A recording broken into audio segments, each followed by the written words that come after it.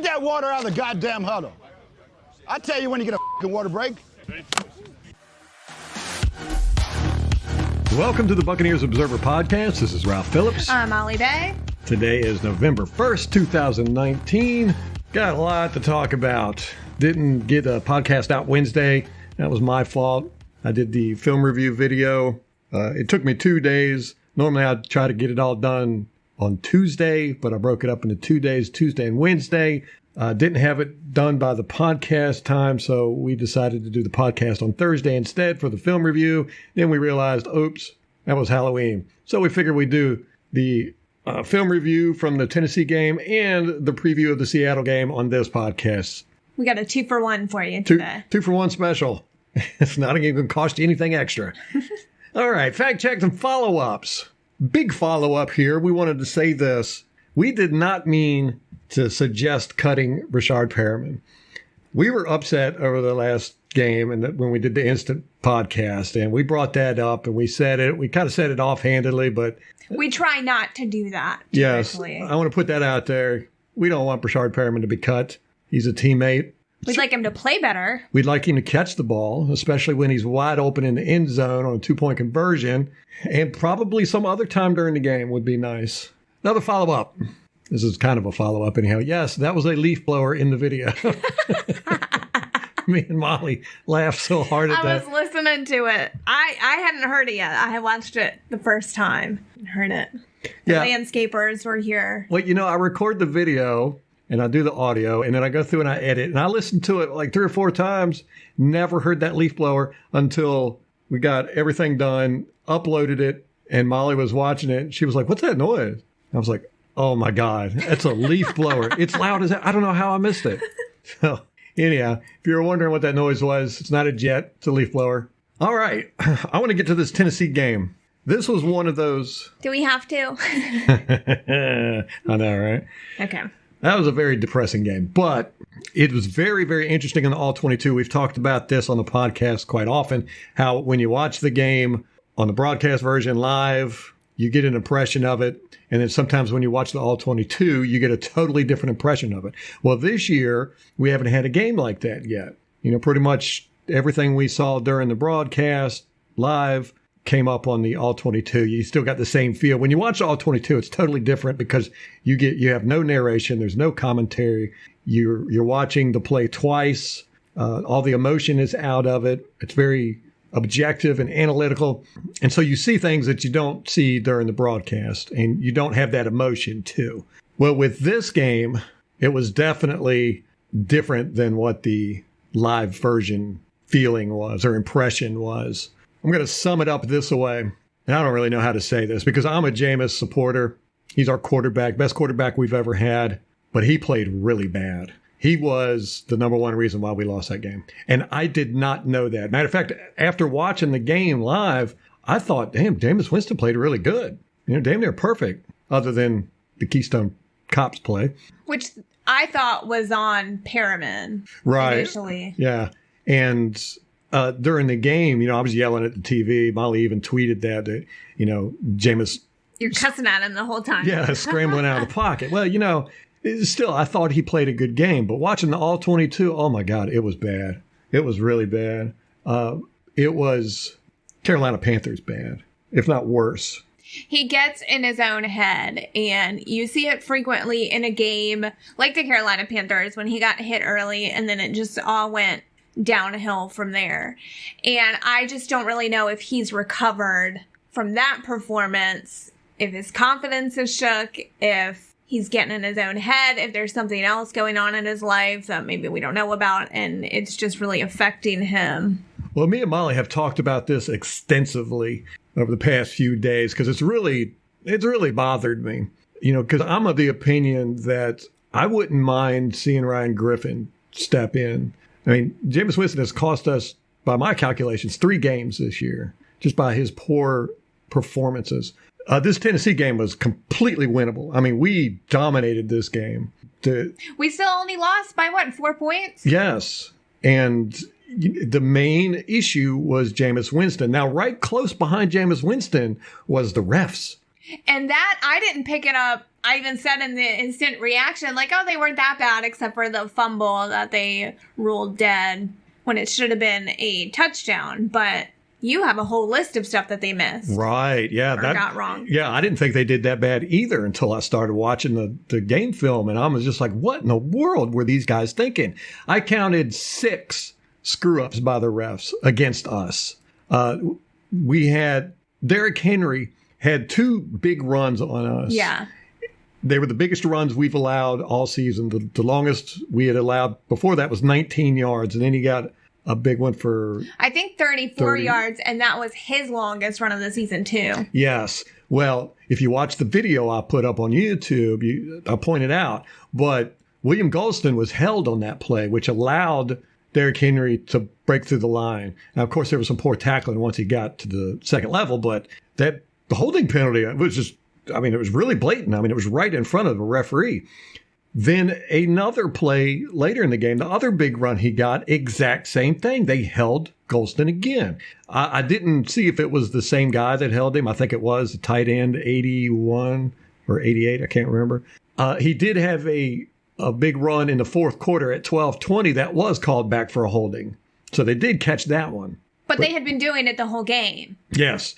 There was the 2 defensive pass interference calls on Carlton Davis. I looked. I could not see what they were talking about there. The one pass interference that they called on him and they showed the replay, he was turned around looking at the ball and he just barely touched the guy. And the guy, acted like he got pushed. You could see Carlton Davis didn't really even push him. It just, got faked it. The first one, though, they got a defensive pass interference call on him right before that. I couldn't see anything, and they didn't show it on the replay. So just going on all 22, I didn't see it at all. So those 2, those are a little bit iffy, but the 2 holding penalties we definitely should have been called.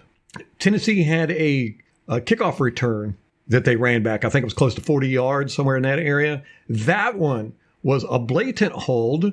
You can see the video. I put it on the video. I can't remember who it was that got held, but he got held and allowing the runner to run right past him. And that one, too, was right in front of a ref. Okay, then we've got the fumble fake field goal attempt. And we all know that was bad. I think they even apologized for that one, saying it was a screw up on their part. But then there was the fumble or the snap to the face on Jameis Winston. Jensen snapped the ball early. It hit Jameis Winston in the face. If you look at it, go look at a video on YouTube. Ali Marpet was standing up. He never sat. He was still moving and talking to the rest of the line. Yeah, he was turned around. He turned around. He said something to Donovan Smith. He turned around. He looked at Jameis Winston. He hit Jensen. Then he turned back around and he was looking backwards at Jameis Winston and standing up when the ball was snapped. That play should have been blown dead right there. The whistle should have been called. That's an illegal shift.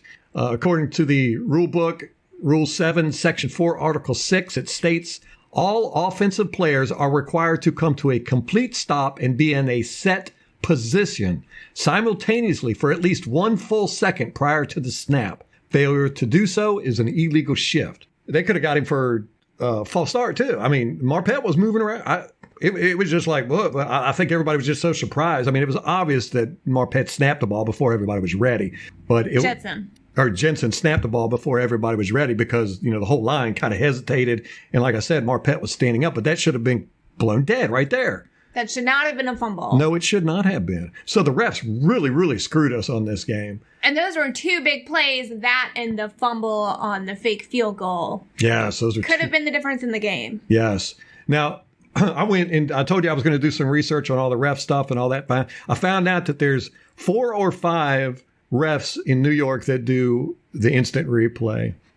The guy, Al Riveron. Yeah, Riveron. Yeah, he's the one that's in charge of all that. Okay, but there are other guys that do it.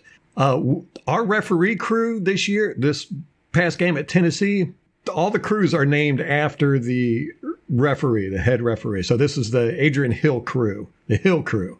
Adrian Hill is the referee. He's the main guy in charge there. The one with the white hat. This was his first year as a referee. This is the 7th game he's played as a referee. He's got 10 years experience as an official, but this is his first year as a referee. The down judge is David Oliver. He's got 2 years experience. He's the guy who was standing right there on that fake field goal. I mean, he was like 5 feet away. You know, I mean, he could see exactly what happened. He blew that damn whistle, and I wanted to throw. Yeah, it was him. It's Judge Oliver. David Oliver, I'm sorry. He's a down judge. Now, our referee crew, there's 17 referee crews. Our referee crew had nobody on the crew that was on that same crew last year. So they've never worked together either. Never worked together, except for these 7 games. Or was it 8 games? What are we on, week 8? Yeah, 8 games. Probably 7, though, because they get it by week 2. Now, there's 17 crews. Only 3 of them do not have officials who were on the same crew as last year. So, of course, we get one of the crappy crews. That's just how it happens. We're a small market team. We're going to get the crappy crews. But we've got Adrian Hills, the referee. It was his first year as a ref. David Oliver, 2 years experience. Line judge Mark Stewart only had 1 year experience. And the field judge Clark, this is his first year. So we had the most inexperienced crew in the NFL on that game in Tennessee. And they've really screwed us. That was 6 mistakes they made. And quite a few of them really, really hurt us. Now, we've got a crew coming up for the Seattle game. Seattle's a bigger market team, so we've got John Hussey's crew. 2 officials, Kevin Cody and the down judge. He's the down judge, and Alan Baines is the field judge. They've worked on that crew last year, so 3 of these guys have worked together. And most of them have at least 5 years experience at their position. As a matter of fact, the referee, John Hussey, he's got 18 years experience. So we should have some good officiating in this game for a change. Well, relatively good. So, yeah, Jameis Winston and the judges was what really screwed this game up. And I hate to say that about Jameis Winston because, you know, I've always been a big supporter of him. But then again, I'll be a big supporter of anybody that's on the team. But he is the best quarterback we've ever had. And it's the whole question of if it's not Jameis Winston, if he's not the Bucs quarterback, what's the future of the Buccaneers look like? Who's going to replace him? Right. That's why I am like, I wouldn't mind seeing Ryan Griffin, you know, just because we might have, you know, in the preseason, me and you saw him and we were like, oh God, he sucks. And then we watched it again and then watched the red and we were like, wow, he's really good. It was the offensive line that was screwing up. That was making him look bad. But I'd like to see him. He's just much more calm and collected. And that's what Jameis Winston's problem is. We talked about this. We said it in the offseason that the 2 big things, and we've been saying this in the podcast since we've been doing this podcast. The 2 big things that Jameis Winston needs to fix, and we wanted to see Bruce Arians fix, is his happy feet and not seeing the field. And he's made no improvement from either one of those. I think he's gotten worse. Yeah, I do too. This game was really a showcase of his happy feet and his not seeing the field. Because he didn't need to do any of it. There was no reason. Tennessee is not that good of a team. No, and he had great pass protection the whole game. I mean, Donovan Smith gave up a sack in the 4th quarter, and Dari missed a blitzer coming in on a cornerback blitz, and another running back, I think it was Ronald Jones, he didn't pick up a blitz coming in on the left. Other than that, our offensive line did great. I mean, our offensive line did great. Our running backs still had issues with their pass protection. Not as bad as last week. We're not giving up 7 sacks. Right. And Donovan Smith did give up that play, but it was a really good move. I think it was Landry, the defensive end, that just did a great speed move. Donovan Smith did everything right. That guy just was able to get his arm out and got his hand on Winston. I mean, it was a matter of inches. But still, I mean, Winston had great pass protection in there. What do you think about the interceptions? Because Bruce Arians came out this week and said that none of them were his fault. They were all the receivers running the wrong routes. Yes, and I actually wrote that down when we were watching the game, when we were taking notes watching the game. And I said, to me, it looked like the receivers ran the wrong routes. And I wanted to see what Bruce Arians said at the press conference. And sure enough, he said they ran the wrong routes. And it was not Jameis Winston's fault. However, while that's technically true, the best kind of truth, they were Jameis Winston's fault. Because if you look at both of them, and I did this on the video, even though the wide receivers ran the wrong routes, Jameis Winston should not have thrown those balls, even if they were the right routes, because there was a defender there where he threw the ball. It's not like that guy was going to get out of the way. You know, almost exactly where he threw the ball twice, there was a defender there. And I mean, they intercepted the ball right. I mean, it came right to him. It wasn't like they had to, you know, so they were there anyhow. He shouldn't have thrown that ball to that route, even if the receivers were running the route correctly. And on the last interception, He should have thrown the ball away. It was the fourth quarter. It was 26 seconds left. And the interesting thing about that was there was no good routes. So just throw it away at that point, because otherwise... Yeah. I mean, there was 26 seconds left. We had the time managed. We had no routes running to the outside edges so that the guys could catch the ball and go out of bounds. None of them. What kind of play call was I that? know. It was very strange. That one I got to put on Leftwich, that would actually be Bruce Arians, because he takes over the last 5 minutes of the game, supposedly. So while the receivers did not run good routes, they screwed up on the routes on those interceptions. Jameis Winston should not have thrown to the routes they should have run. But those weren't really the big issues I had with Jameis Winston. The issues I had were the two things we talk about all the time: is happy feet and not seeing the field. Not seeing the field was huge in this game. One of the worst I've ever seen. Especially because Tennessee's secondary is not that great. Yeah. We should have been torching Oh my gosh. Yeah. We talked about that in the preview. It's like our receivers are just going to have a ball with the secondary because they can't keep up with our guys. And sure enough, Jameis Winston missed 8 open receivers. 8. That's the most I've ever charted with him in one game. I'm pretty sure. I think there might have been 9 last year, the year before in one game. But I mean, there was 8 times. 8 times he had open receivers that he did not see. Now, some of them he did throw to somebody else, and it might have been a reception or whatever. But I point out that there was a better option, a more wide open receiver over here. But a lot of times, he threw a bad pass or got sacked or scrambled or whatever when he had wide open guys out in the thing. The one sack he got, this was the second quarter, 8:45 in the second quarter. He stepped up into the pocket and ran right into the defenders. As it's collapsing, like they're coming to him. And he stepped up right into him. You can see it coming. Yeah.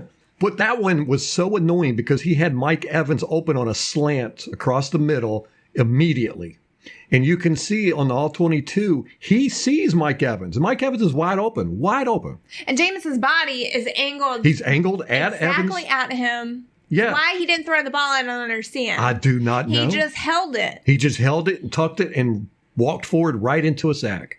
And these receivers, especially Mike Evans, I mean, you got to give Mike Evans prop. I've been pointing out for years that, Mike Evans will be open. Jameis Winston doesn't see him, doesn't throw in the ball. And it's got to be frustrating for these guys, these receivers, to be wide open. And, Jameis Winston's over there scrambling or, throwing it to a covered guy, which he does that a lot. He'll throw to a covered guy when there's a guy wide open. I mean, these routes we're getting guys open all over the place. And Jameis Winston is just not seeing them. And now Dirk Cutter, I'll praise Dirk Cutter all day long. He was a great offensive coordinator. He almost always had receivers open. And Jameis Winston just doesn't see them. Jameis Winston had 3 sacks. The first one, he ran right into the guy. Okay.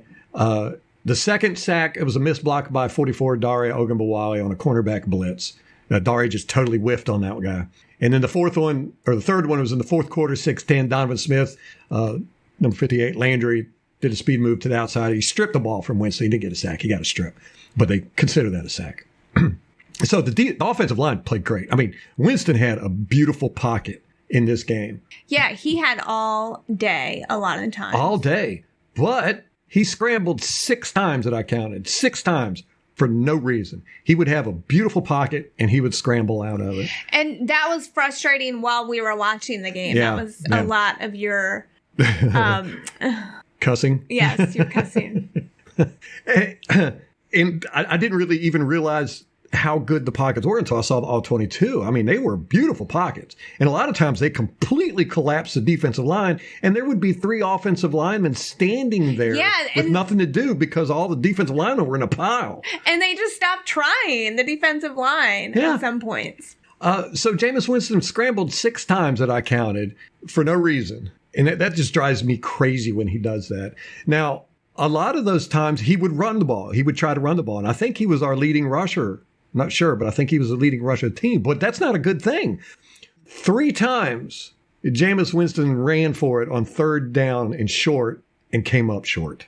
One was in the fourth quarter at 2:29. I think it was 3rd and 2. 3rd and 2. I remember that one during the game. He had a beautiful pocket. There was open receivers, and he runs out and gets 1 yard. He ran over. There was nobody near him, and he ran to the right and 3 defenders attacked him. That is really frustrating too when he's scrambling, he's getting ready to take off, and then he runs right where the defender is. He does that so much. More often than not. He just does not make good decisions when he's scrambling. Yes.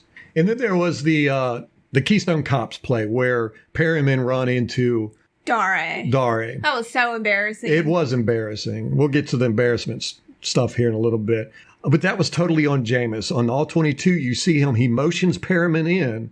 He motions, tell him to go into motion, and then immediately lifts his leg to have Jensen snap the ball to him. And Jensen snaps the ball. He hands it to Dari. Dari runs forward, blam, right into Perriman. That was 100% Jameis Winston's fault. That was a boneheaded, that's a high school level mistake. And, with all this stuff that Jameis is doing, that was a big play. That was 3rd and 4 on the Tennessee 4-yard line. I know, that was a touchdown. Yes. And you could see it on TV when they had slow motion. There was a huge gap for Dare to go up in. It would have been a touchdown, most likely. And you just can't have this. You can't have the leader of your team screwing up like this all the time and not expect everybody else to screw up. And it's got to be so frustrating, especially for our defensive line, which is an elite level defensive line, to just see Winston screw up, and they have to keep going out there and trying to clean up his mess. He turns the ball over. The defense is in a precarious position because the other team is in the red zone or close to the red zone. And there's really nothing as a defense that you can do. They're going to score there. And it happened in this game. Yeah, twice, right? I think so, yeah. But yeah, he'll miss an open receivers like this. 8 times during this game. It's not that he's throwing to them and they're not catching it or he's overthrowing it or bad throws or whatever. He's just not seeing these guys. And they're open. He threw the ball he threw it out of bounds in the end zone. Chris Godwin was the closest guy over there. And it was on 3rd down. So we ended up getting a field goal. 88, Tanner Hudson was wide open for a touchdown on that play. And that dude has some hands. Like, he can make a grab even if it's not a great ball thrown at him. Yeah. There was a play where I think it was Mike Evans was being covered. No. It was the tight end was being covered. Right. It was either Brait or Hudson. And his coverage man fell down. And the tight end ended up being wide open, but instead Winston didn't even see it. And that's what, if you listen to this podcast, I'll say it all the time. Drew Brees, Matt Ryan, Tom Brady, those guys look for that to happen. They look for the defense to make mistakes because, there's 11 guys on the field. One of them generally is going to be out of position, have bad angle, hips turned the wrong way. Those guys look for that. They're not they're not going, my first receiver, I look at him, second receiver, I look at him. They might be doing that, but at the same time, they're looking for mistakes. And if you make a mistake, they're going to target you. They do this all the time. They're great at it. Matt Ryan's one of the best. I don't think I've seen yet where the defensive player has made a mistake and Matt Ryan did not target him. Yeah, we saw one, I think, this year where the dude fell down, but Matt Ryan threw into the blitz. He did what you're supposed to do, but he didn't see that guy. Right, yeah. So I wouldn't really call that a mistake on Matt Ryan's fault. But I'm not here to fucking blow smoke up Matt Ryan's butt. I'm just here to say Jameis Winston needs to be doing that. When you have a defender fall down and a receiver is wide open because the defender fell down, you better see that and you better throw it to him. But Jameis Winston doesn't. He never sees this stuff. We're just in such a precarious position with him because he is what he is.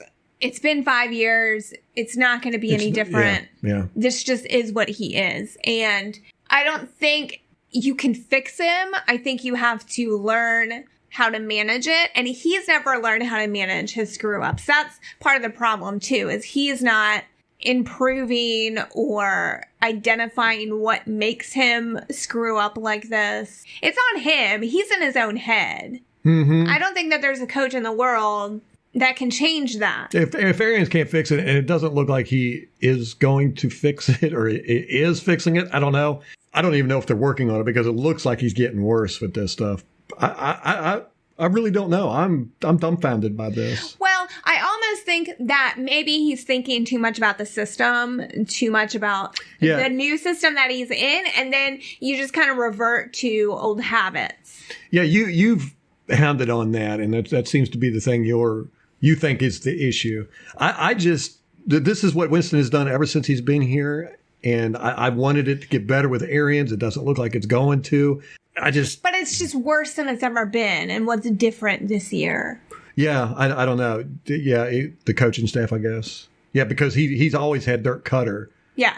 You know, since he came in the league. Yeah, but he's always done this, even with Dirk Cutter. Right, but it wasn't this severe, this frequent. Right, yeah. It's been 3 games out of 7 that he's just basically crapped the bed. And you can almost live with it as a fan, I think, when it's more infrequent, maybe a game or 2 a season, maybe even 3 in a whole season. But 3 and 7 games. Yeah.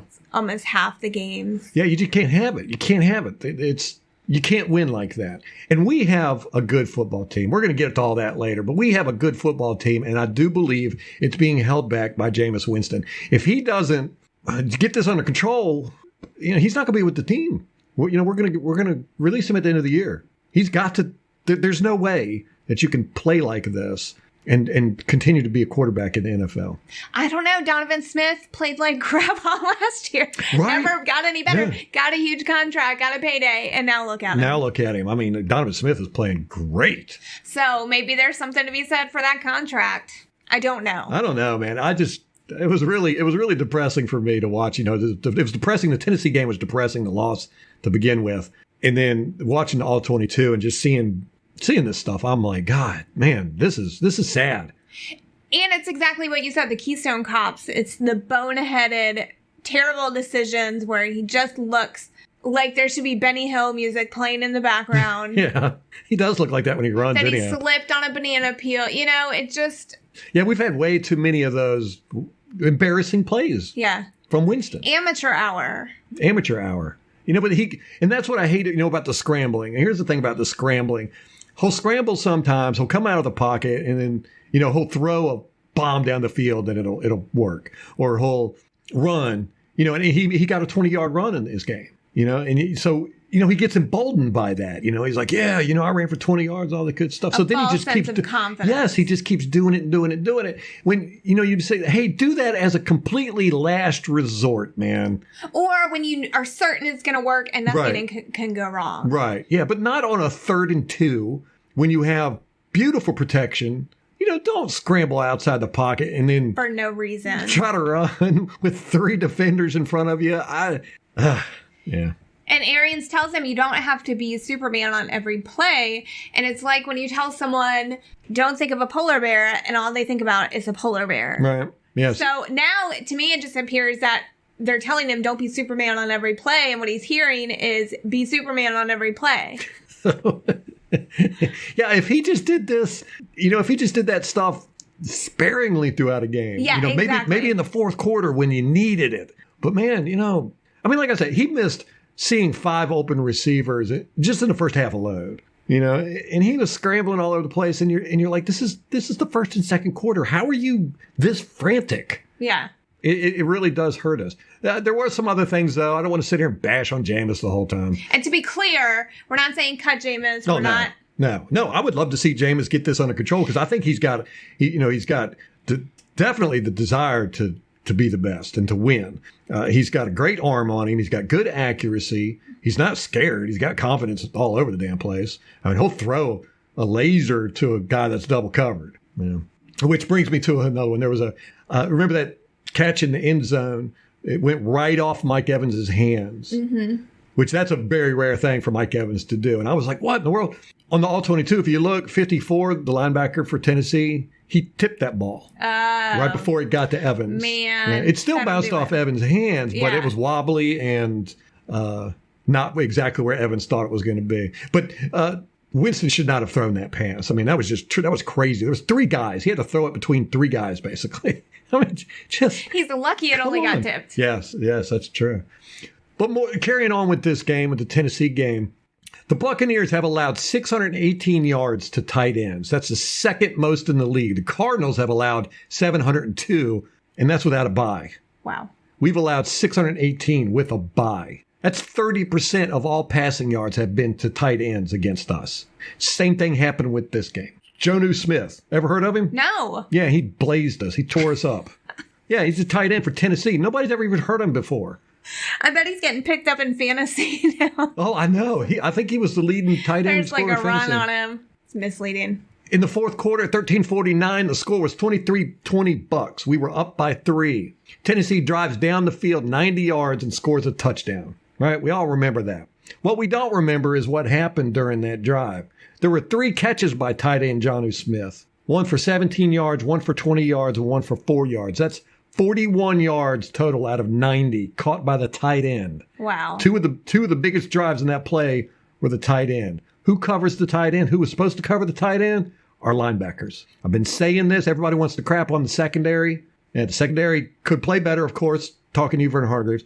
But our linebacker coverage has got to step up. I mean, we've gotten blazed by every tight end that's played us. Jonnu Smith, who is he? I've never even heard the guy before. I don't know. And, I was looking for the Seattle game, and their tight end is like Russell Wilson's Will Dissly. Yeah, he's injured. Oh, he is? Yeah, Good. he's out. It's Luke Wilson. Oh, that guy. Who has like 30 yards all year. Yeah. Receptions. He was the one, he was at Seattle. I think they cut him, or I don't know if he went in free agency, but he went to Oakland and he was on Hard Knocks with Oakland and then got cut. He's the one with the long hair. So I was surprised to see him back on the Seattle roster. Right, yes. I might pick him up in fantasy. I thought about doing it. I really did. Yeah, but he's caught so few, but I'm like, gosh, if... It's a good matchup. Yeah, if... the coaching staff of Seattle sees what I see, they're going to be like, man, we got to throw it to our tight end. Yeah. Yeah, I thought about picking him up too. But yeah, our linebackers, and they're not getting any, they're not being held accountable by the media or anybody else. And they need to. I mean, they're not doing their part as far as pass protection or pass defense is concerned. In the locker room, supposedly after the game, who was it that lost their minds on the team? It was JPP, Levante David, and Mike Evans. Yeah. It surprised me with Levante. Yes. And I wonder if he was talking to his unit. Yeah. The linebackers. Yeah, it's and when I say the linebackers in coverage, I'm talking about the inside linebackers, Levante David and Devin White. Mostly Devin White. Yeah. David gave up a couple in this game, but I noticed that during the broadcast. Yeah. There were a few. But mostly Devin White. He's just not that great in coverage, man. There were slips on the field, but only with the Buccaneers. None of the Titans players slipped. Buccaneers players slipped. This happens a lot with us. We talk about it all the time. Our equipment manager. Well, we got a new equipment manager this year, and I thought maybe they would be able to work the cleats better, but apparently not. Let me see. There was Hargreaves slipped in coverage twice. Godwin caught the ball one time, and he was running and went to make a juke, slipped, and fell right. I mean, it looked like a hard fall. I mean, his feet just went like he was on ice. They just slipped right out from underneath him. And he could have picked up some pretty good yardage on that. Jensen on the 4th down play that we needed towards the end of the game, the 4th and 1 play where we ran it up the middle. We'd had success with that all game long. And Jensen slipped. You could see him. He plants his feet and the defender hits him. And Jensen's feet just slip right underneath him. He basically goes to his knees. Ronald Jones slipped in the 4th quarter at 7:01. Plus there was others. I didn't track all of them, but we were just slipping all over the place. I mean, we got to start learning how to wear cleats right, and they've got basically the same field we do. Right. It's an outdoor facility. But we slip on our field a lot. I mean, that Atlanta game last year, I counted 22 slips in that game, but that was both us and Atlanta. That was a mess there. But we got to get our cleats right there. Hargreaves was playing slot a lot in this game. He covered Humphreys a couple times. In the 4th quarter, 8:23. He gave up a big play on 2nd and 6 on the Tampa Bay 23. He got juked out by Humphreys. And this one I don't understand because Humphreys and Hargreaves played together in practice for years. They know each other. How are you getting juked out by him? Yeah, he got juked out right off the line. And Hargreaves just ran it, caught the ball, and they ended up scoring a touchdown the next player to play after. But that was a big play that got them right up close to the line. And, I'm like, Hargreaves, what are you doing? You can't be doing. You can't get juked out by a guy on a play like that, especially. It's just like, Mike Evans. Everybody talked about why Mike Evans didn't get the ball thrown to him in the 4th quarter. He didn't get any targets. Well, nobody really got a whole lot of targets. We didn't pass it that much. It didn't seem, but Mike Evans was double covered every play except one, and Winston didn't see him on that play. That'll do it. I mean, he was covered, but Winston could have thrown it to him. But other than that, he was double covered the whole time, every single play. I mean, they were wanted to lock Evans down in that 4th quarter. Something I want to point out, though, the football to the face play where Jensen snapped the ball and it hit Winston in the face, and it was a fumble recovered by Tennessee. And the Keystone Cops play where Jameis Winston called Perriman into motion and then did the silent count snap with Jensen. Jensen snapped the ball. Boom. They ran into each other. Both of those plays happened because we had to go into silent count mode because the crowd was so loud. Both of those plays were because Jameis Winston had to do a silent count. He had to lift his leg. He couldn't audible the counts. The crowd was too loud. Buccaneer fans, that's what happens when you have a full crowd that's cheering, that's yelling, that's making noise. It makes the other team make mistakes. It can impact the game. And think about how many games this season have been impacted by the crowd. We had the Giants game. Sounded like a home game for the Giants at the Buccaneer Stadium. New Orleans game. Mm-hmm. Loud. This game, I know I'm missing and this is Tennessee. This is the Titans. I mean, they're what were they coming into this? They were 3-4. 3-4. They were 3-14. They just benched their first round quarterback that they've had for 5 years, and they got scrub Ryan Tannehill in there, but yet they still sell out their stadium and cheer and scream and make all this noise to where the opposing team has to run silent snap counts. And it's not like they've been winning anymore in the past few years than we have. Yeah, they went to the playoffs one time in that time period and you got blown out. And they're in a weak division, so that's not a huge surprise there. So it matters. It matters going to the games, making noise. All of it matters. Game of inches. Inches. We are the 12th man. And, just like I wouldn't want to see Donovan Smith come and sit on the sidelines with a bag over his face. I wouldn't want to see Mike Evans posting memes on Reddit about how crappy Jameis Winston is or joking Jason Light. I wouldn't want to see that. I don't want to see it from our fans. And I'm not saying how you're supposed to be as a fan. But it only makes sense to me that if you want to help the team win, you do things to help the team win, not help the team lose. Jason Light got caught up in this thing. That whole thing was weird. I don't really understand. Yeah, apparently he's being accused of having a burner Twitter account where he's supporting Jameis and all this. Yeah, it's the Jameis 1 of 1 Twitter account, right? Yeah. Where the dude wrote a book, or whoever it is, might be a woman, I don't know. Apparently it's a guy because he's been on podcasts and stuff. Yeah. And he sounds like Jason Light a little bit. And it might be the same, but I don't care. It's one of those things where the national media, we're back to the embarrassment part of the Buccaneers. If they're using it to just embarrass us fans. Look at it. There's 31 other teams in this league that love it when anything bad happens to us. They want to see the fan base dejected and mocking their team and wearing bags to the stadium and all that stuff. That's what they want. I love that when I see other teams' fans do it because I know it hurts the team. So we've got this stuff, and we've got the Keystone Cop stuff. We got Jameis eating W's. It's really hard as a Buccaneer fan to hold your head up, put your chest out, wear your colors proudly, but we have to do it. Just I don't want anybody on this team quitting right now. I don't want them going out there and giving half-ass effort. I don't want them playing to get traded. I don't know what's going on with O.J. Howard. I don't know if he's wanting to get traded. I mean, is he hurt now? He's out. Is he pulling a Jalen Ramsey? It seems that way to me, but I don't want to see that. Yeah, we've lost 5 games, but guess what? We're not out of it. And I'm tired. I mean, the media in Tampa Bay has already written us off. I mean, they're already talking about, trading, getting rid of this player, that player, getting drafts for the 2020 season and all that. I mean, the Tampa Bay Times had headlines that, Tampa Bay is a disaster and other things we learned. Joe Bucs has an article titled "Bucs Are a Dumb Team."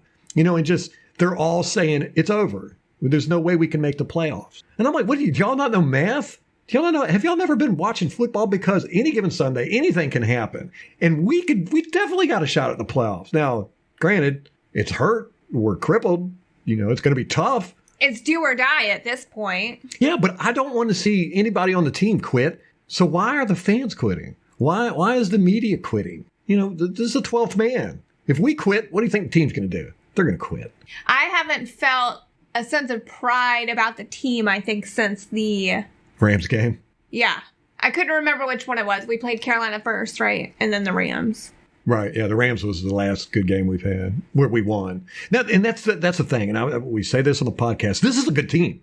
This is a good team. I don't think we're a really good team. And, we can get it together. We have not gotten our asses handed to us yet. Okay. Not like the Carolina Panthers against the 49ers. Right. They got trounced. That was a beatdown. What was it, like 53-13 or something? Right. It was bad. We haven't had that. I mean, we've been in every game. And we played San Francisco. Yeah. We didn't get beat them. We didn't look great. No, that was Jameis Winston. Jameis Winston. And, we've been in every game. Nobody's beating us. We're beating ourselves. Yeah. All of our losses have been, the New Orleans Saints is the only team I could say where, they convincingly beat us. Yeah, but it was close. They were the better team. Yeah. There were some issues there. I think there were some ref problems, stuff like that, but they were the better team. But we've got the media is attacking Arians. And like we said in the podcast after the game, everybody's going to be able to pick their favorite whipping boys and just go to town on it. You could blame it on the coaching staff. You could blame it on Winston. You could blame it on the offensive line, the secondary, whatever. You could blame it on whoever you want to blame it on.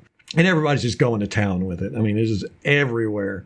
The Joe Bucs fans having a meltdown. Oh, they always are having a meltdown. They have meltdowns when we win. Yeah.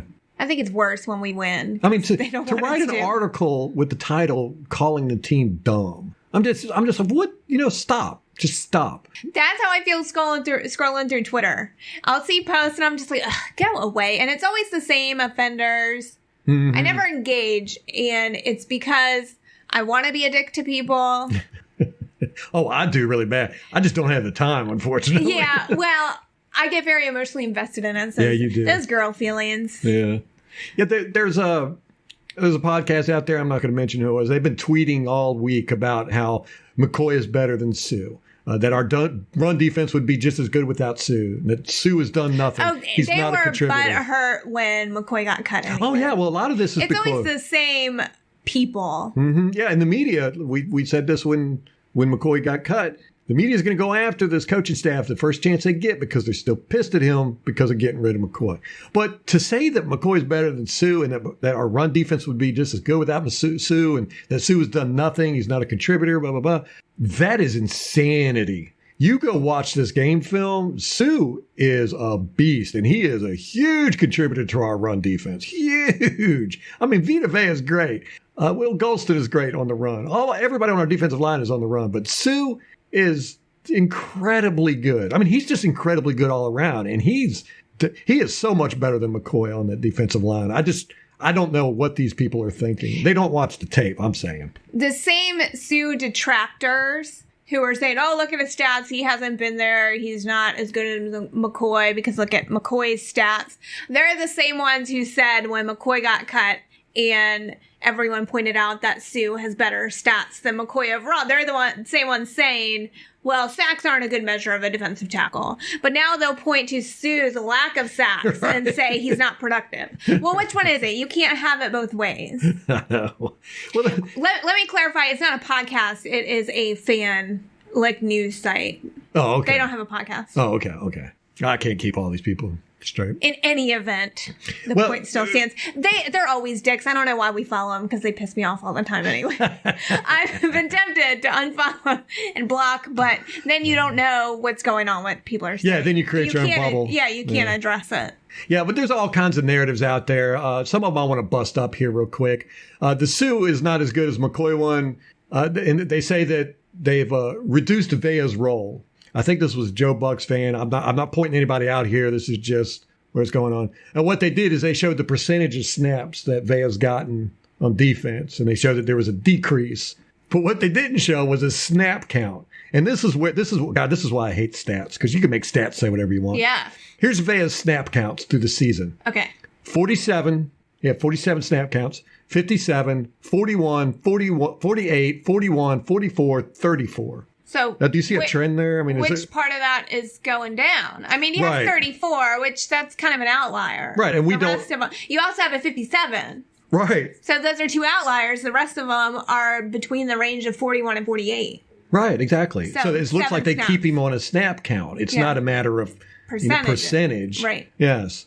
So I'm just like, what? They're making a big deal like, oh, they've cut his snaps in half. I'm like, no, they haven't. He's played basically the same snaps he's played all year long. So that's just BS. There's another one, running Barber up the middle on first downs. Matter of fact, one of the Joe Bucs even said it to Bruce Arians, asked him about, do you think maybe running Barber on first downs up the middle is becoming too predictable? And Bruce Arians just looked at him with a straight face and said, no. And that was it. I was like, and this is Bruce Arians. You know, Bruce Arians, he doesn't normally give simple answers like that, but you could just look at him and tell he just wanted to roll his eyes on that one. Yeah, because I broke down the numbers. Barber has run 51 times on first down. We've passed 102 times on first down. Oh. So it seems like passing would be more predictable. You would think. Than running it. Right. Barber. During the Tennessee game, Barber rushed on first down 7 times. You know how many times we passed it? How many? 18. Wow. Yeah. So that's not predictable at all. Right. No. If anything, you could predict that we're going to pass it on first down. That's what I would go with. Right. Now, if you go through the whole season and consider all the running backs, the total rush plays on first down is 117. Total pass plays on first down is 102. So it's almost 50-50. Right. Which is exactly where it should be. There's no way you can guess if we're going to run it or pass it on first down. There's no way. There's no way it can be predictable. So that's just stupid. It was just a dumb narrative. But like I said, you know, when you're losing, you could pick whoever you want to blame and make it work out. You could even blame the defensive line if you wanted to. It would be really, really dumb because they are awesome. Gosh, watching this all the time, I just love watching them. And Ryan Tannehill got hit almost every time he dropped back. He just got that ball out quick. And that's what you said. He doesn't mind throwing a covered receiver. No, he just threw it to anybody. He didn't care. He just didn't want to get hit. And we were hitting him. We were closing. And it was everybody. It was Vea. It was Sue. It was Nassib. Nacho got in on it. Barrett. There was a couple times Barrett came so close. Oh, and I also saw a thing. I can't remember where I saw this. I don't know if it was a Twitter or an article or a podcast or whatever. But they were talking about how they dropped Shaq Barrett into coverage too many times this game. I didn't see it. I mean, they dropped him back. It looked like to me about as much as they normally do. I mean, they do drop Barrett back. They'll drop Nassib back. Sometimes they'll drop Bo Allen back, Vita back, Sue back into coverage. You know, they just try to give different looks and everything. And they do it with Barrett probably 4, 5, 6 times a game. You know, and it seemed like, matter of fact, I would say they did it less in this game if I had to just think off the top of my head. So anyhow, you can say whatever you want to say. When they're losing like this, people pull out their favorite whipping horse and just start beating it to death. Don't pay any attention to it. Most of the time, they're just salty. So we've got Seattle coming up. Molly's got some good information for us. What you got, Molly? The Seahawks are currently 6-2. How did that happen? I know. Oh, I know how it happens. They haven't played anybody. That is true. They're 2-2 at home. Here is who they won against. The Bengals. What? They're like one of the worst teams in the league. I know. Wait, it gets worse. The Steelers, the Cardinals, oh God, the Rams, the Browns, and the Falcons. Oh my God. So those are their victories. Wow. Their losses, the 2 losses, have come to the Saints and the Ravens. Oh, so 2 good teams. 2 good teams have lost to them. Well, you know, people would put us in that the bad level category. with the bad category, but we're not at all. If we can get it together, we can make it competitive. No, we can win. There's not a team in the league we can't beat if we, quit screwing up. If we just play decent football. Yeah. I mean, you see what we did to the Rams. Well, we just beat the Rams all over the place, like redheaded stepchildren. That's true, we did. No offense to all you redheaded stepchildren out there. This is a tweet from Greg Auman, and he actually wrote an article about it. I didn't read the article, but I didn't see the tweet. That between 2013 and 2017, when Bruce Arians was coaching the Cardinals, he went 4-1 against the Seahawks. He beat them 4 times. That was when they were good, too. Yeah. That whole division was good. Yes, they were. So and that was at Seattle. Huh, so he has their number. It appears that way. However, I was reading a preview written by, I think, a fan site for Seattle, and they said they did not have kind words to say about him now. They said that he basically is phoning it in, and they call him disingenuous. And as the coach of the Buccaneers? Yeah. Well, I'm going to say this. I'm going to throw this out there. It is something we worried about, and we talked about it when he was first hired, that it seems like the Buccaneers, we do attract people that just want to come and basically hang out.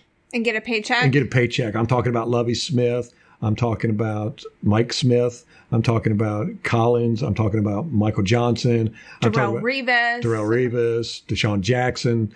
We get that a lot. And I was worried about that with Bruce Arians. And it seems like he's come and he's hired up all of his friends. They're all getting paid. Bruce Arians, a lot of times during practice, he cuts it short. he gave the guys a week off during the bye week after that loss to Carolina in London. I honestly don't know how hard he's trying.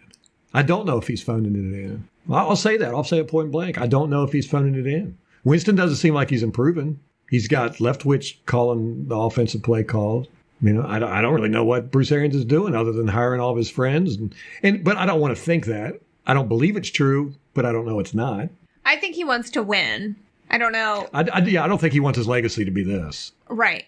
I don't know what kind of effort he's putting in to win. Let's put it that way. Now, I listened to the press conferences, and he's really good at press conferences, not just for his little snippets and one-liners and sound bites, but he talks football. And when he talks, he's definitely watching the game film. He's seeing a lot of stuff I see and more.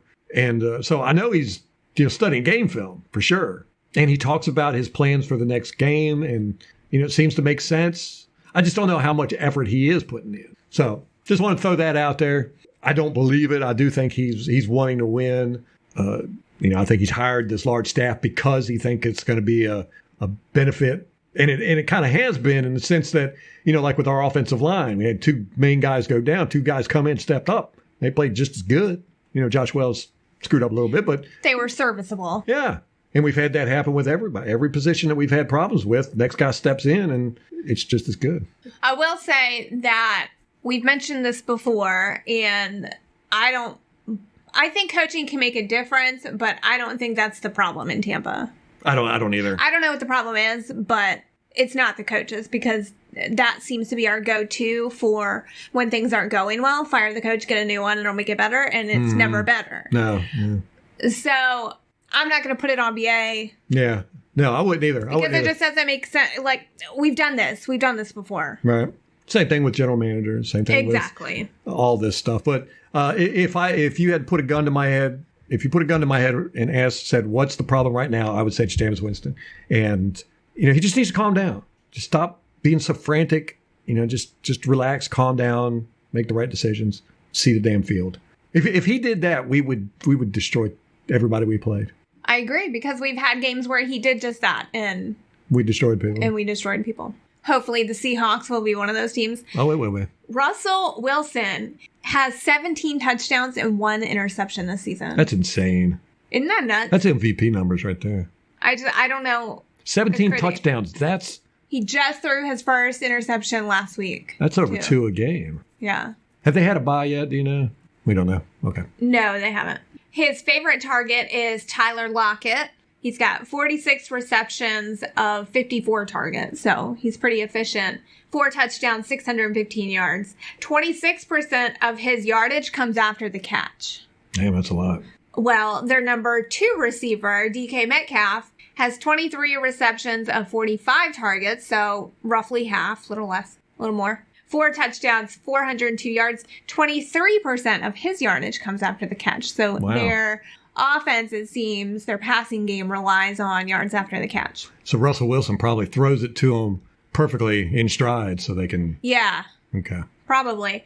Will Dissly, who you said isn't playing, but he has 23 receptions of 27 targets, so almost all of them. 4 touchdowns, 262 yards. 31% of his yardage comes after the catch. So that's 12 touchdowns to tight ends and receivers. He's got 17 touchdowns. Where do the other 5 touchdowns come from? Does he run them in? No. I mean, there's other receivers on the team. Those are just his top 2. Okay. Chris Carson, their running back, he's 5th in the league in yards. No, I ain't worried about him. No, me neither. Yeah. This run defense we have is incredible. You watch the game film. There is never a hole in our defensive line, ever, unless they're holding, like they did with William Golston. But it is fast. I've never seen anything like it. We don't even need linebackers. Just our front 5 are just amazingly good at stopping the run. They've always got their eyes on the ball. They've always got their guys under control so they can throw them to the side to make the tackle, even if they're double teamed. Dominican Sue's got that great spin move he does when he's double teamed, that he gets out of the double team and makes the tackle on the runner. It's really beautiful to watch. But yeah, I'm not worried about our run defense at all. Like I said last week, the only reason why Derrick Henry got any yardage was because they held our guys. Well, I don't think that the Seattle offensive line, I don't know how good they are. Football Outsiders has their adjusted sack rate at 17th. Okay. So they're about average. But Russell Wilson, does he get the ball off pretty quickly? That's kind of what this says to me, that he's throwing 2 receivers in stride. They're getting a lot of yards after catch. I haven't watched any Seattle games this year. I don't know. I know he's very elusive, though. He's hard to get down. And he's a runner, he's too. A runner. Yeah. Tiny little guy. Their offense is ranked 9th overall. But again, the quality of their opponents. Their opponents are crap. Yeah. We've had the hardest schedule in the league, not including all the traveling we've had to do. You know, we're going up against these teams that have had the easiest schedules. I mean, Seattle playing with the Browns, the Bengals, the Falcons. Good Lord. That's almost as bad as the Patriots. Man, their schedule has been a gimme. Yeah, and Seattle's defense is ranked 23rd. Ugh. So I know, I'm not really worried about that either. No, their defense has really gone downhill. Speaking of their offensive line, their left tackle, he's 34 years old. This is Dwayne Brown. He's an old man. He is old. He's like up there with DeMar Dotson. They'll be in the NFL nursing home before too long. Retirement home. But he's apparently had some knee issues, and his age, I think, is really showing. So Barrett might do pretty well against him. And now this is not me pulling out of my ass. This is a Seattle Seahawks fan site that said that. So okay. I'm just making stuff up. And speed is kind of his kryptonite. Oh, well, good Lord. So, but if Russell Wilson's getting the ball out quickly, that's really not going to matter. True. But again, their pass protection, not great. Not even mediocre.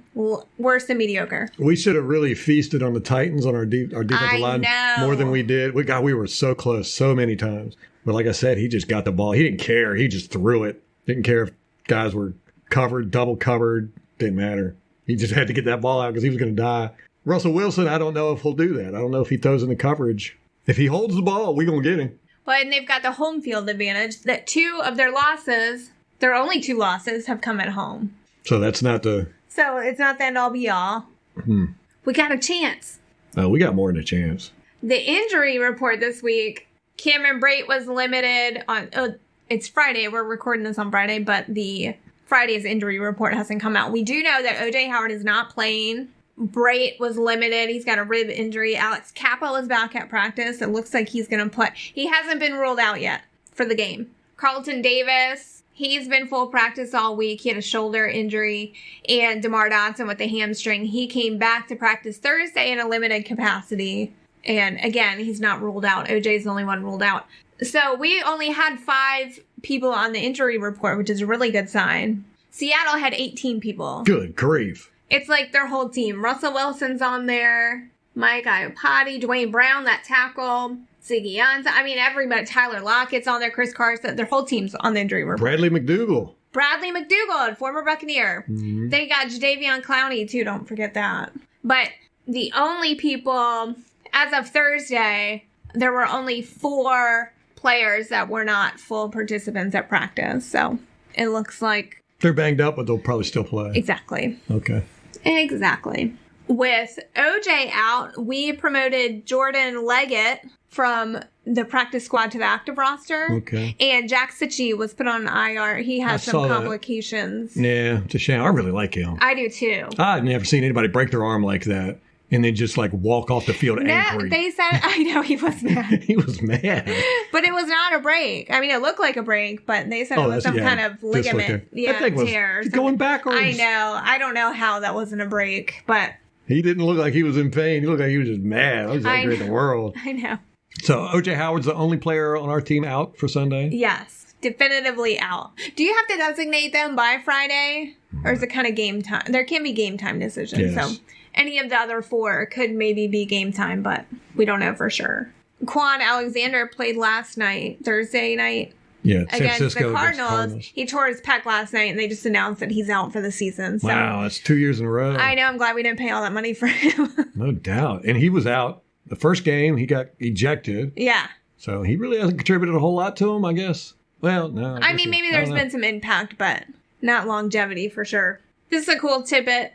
The Buccaneers have the 5th and 6th leading receivers in terms of yards in Chris Brown's and Chris Brown, Chris Godwin, and Mike Evans. And they're also tied for the lead in the NFL for touchdown catches. Yes, and all the receivers that are ahead of them in yardage have one extra game. We're the only ones with the bye week. Wow. Yeah. So we got good stats. What else we got good going on? I know you have a whole list. I'm done with the preview. Yes, we want to end this on a positive note. There's a dearth of positivity there really for the is. Buccaneers. There really is, and it's sad. And we like to be positive, but when you get emotional and you have these losses, and then you have what feels like the whole world attacking the team, it's incredibly demoralizing. It literally was. I mean, the national media picked up the story about Jason Light allegedly having a burner account, That's which so weird. I've heard from many different people that it's all BS. It's not true. But anyhow. It got this guy some good publicity. He went on ESPN radio. Jameis 101. So, yeah, so good for him. Sell your book, man. But we have plenty to be positive about with the Buccaneers. Fans, I know it's embarrassing. Some of the stuff that happens is embarrassing. Some of the stuff that happens during the game is embarrassing. Some of the stuff that happens off the field is embarrassing. We get picked on, but there's a lot to be positive about, to hold our heads up high about. Look, we have not had, as we alluded to before, we have not had our asses beat yet. This is not the Lovie Smith Buccaneers, where, we're going 45-0 in the first quarter. Where Flacco's throwing 5 touchdowns on us in the first half. This is not that Buccaneers. This is Buccaneers where we're beating ourselves. So we've not had our asses beat like the Panthers did against the 49ers. That was embarrassing. That was a beatdown. Another thing to be positive about, we are not the Falcons. That's probably my favorite on the list. Yeah, they are a dumpster fire right now. This is probably the last year we're going to see the Matt Ryan regime and all that. That's crazy. They're going to blow that up. He's not even playing now. I'll take him. We'll take him. Another thing, we are a good tackling team. Now, we had some missed tackles, and you're going to have missed tackles all the time, but we've had missed tackles in the last game. There was that one run.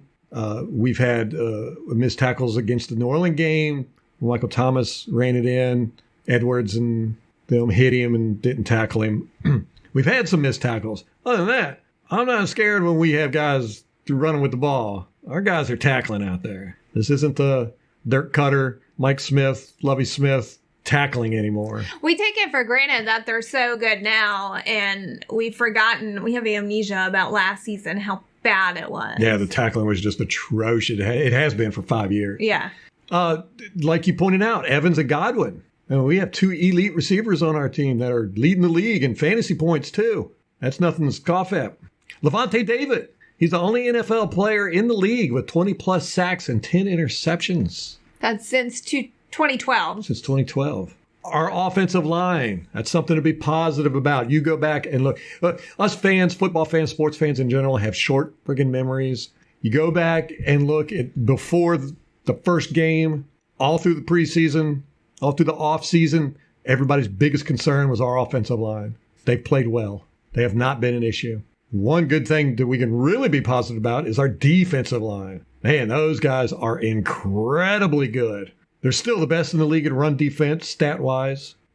And that's incredible considering the elite running backs we faced, that we've just shut them down. And Derrick Henry only got those yards because of those holdings. Cheating. Go watch the YouTube video. You'll see it plain as day. Another good thing to be positive about, Shaq Barrett. Oh, my gosh. How can you not be positive about him? He's tied in the league for the league lead in sacks with 10 and forced fumbles with 4. He's got an interception, too. He's batted some passes down. He's always there, always in position. He's a large part of why our run defense is as good as it is. He makes everything go inside. He is 9th in pass rush win rate at 26%. That's incredible.